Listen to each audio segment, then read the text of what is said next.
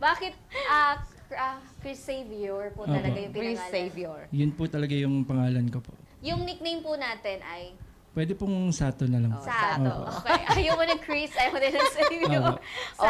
Kung kailan Mahaba po kasi. Oo So- nga po, pero maganda. Oh, pero Yeah. bakit ano muna, sa haba ng pangalan niya, wala namang word doon na Sato, Sato. di ba? Opo. Bakit Sato? Pangalan po kasi yun ng tatay ko po. Mahabang kwento po pero yung ikukwento ko na lang po kung paano ko siya nakuha yung brand name. Yes, Okay, oo. okay, Sato. okay. Sige. So, basta nung first day ko na nakagawa po ng wallet, medyo Wallet. Wallet. medyo madrama. Pero yung first day ko po ng paggawa ng wallet was the day na, he left.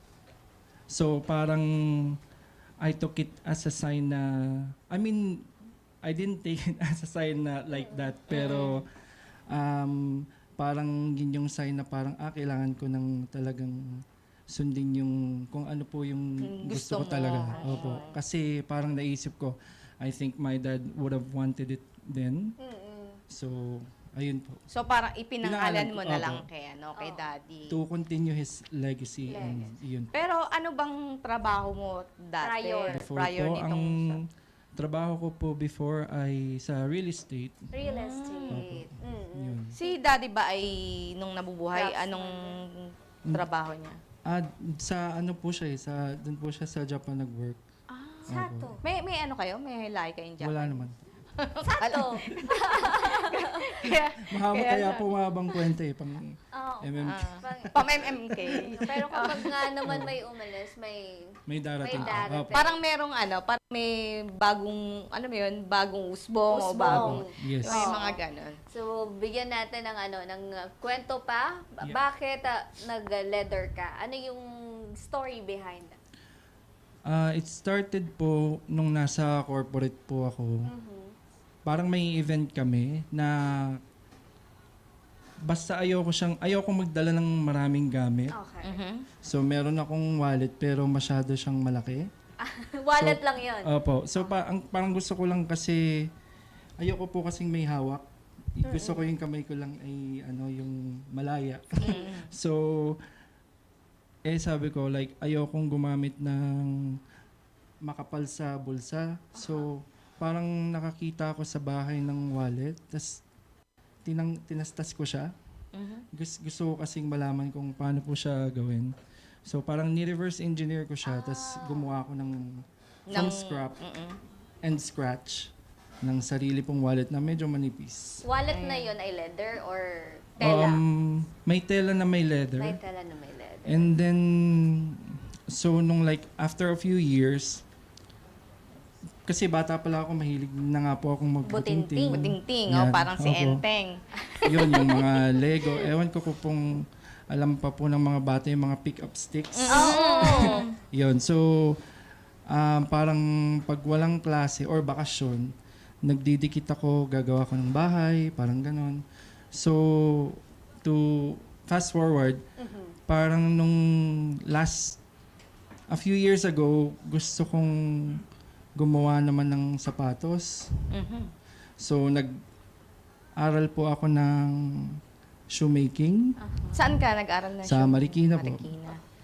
And then, so yun, gagawa na kami ng sapatos. And then, kailangan namin bumili ng malaking leather, na totoong leather. Ang totoo po kasing leather is yung baka po talaga. So, Yes. pag binili mo siya is parang isa siyang... May standard bang sukat yung parang kumbaga standard size na, Yung baka mismo. oo, na sukat ng leather ng Wala naman po, pero yung baka kasi, as in totoo po siyang baka na nakaganon po. Yung balat niya. Balat. So, binili ko siya isang buo. Pero yung paa, syempre, maliit lang. So, nung nagawa ko na siya, may daming natira. O, sa social media naman, lahat Sato & Co. Ayan. Ipakita Instagram. natin yung sa kanyang Instagram, Webs. Facebook, may TikTok po ba? Meron po. Opo. Meron Ganun din. din po, Sato & Co. po. Sato & Co. Opo. Ayan. Ayan. May mga bazaar po ba tayo na Bazaar, wala pa po Wala nung pa. nasasalihan eh. Pero yun talaga yung goal natin po. Kasi, ayan, ang usually, ang mga binibili kasi niyan, yung maliliit, yung mga wallet, mga keychain. So, yun po ang ating goal talaga. Bakit This nandun- year, Bakit nandun po si Marian Rivera? ayan po.